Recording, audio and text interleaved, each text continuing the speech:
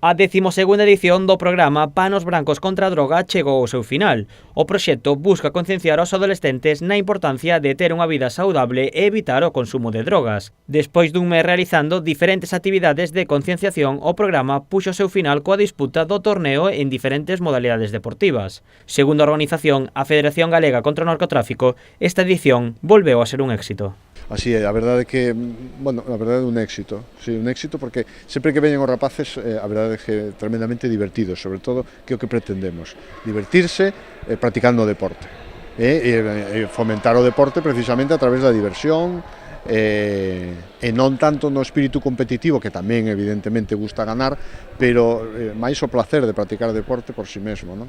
O programa chegou a 1.200 estudiantes de 5 centros educativos de Vilagarcía. O torneo final dividiuse en 4 modalidades deportivas: fútbol, baloncesto, atletismo e a novidade deste ano, a vela. Os estudantes gozaron coas diferentes actividades. Esta participación fue muy divertida y entretenida.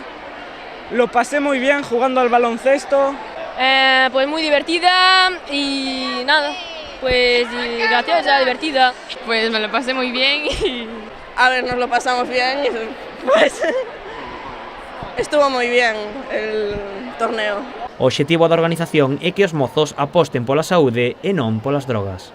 Pois pola aposta pola saúde, polo eslogan das camisetas, que é novo, o lema da campaña que é Eu Saúde.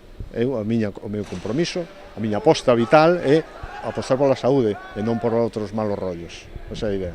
Unha mensaxe que calou entre a mocidade. Con que es mejor ser sano y tener una vida sana que...